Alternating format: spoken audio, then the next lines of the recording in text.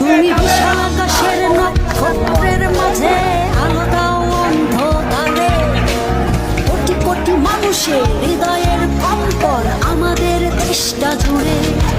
এখনো কৃষক শ্রমিক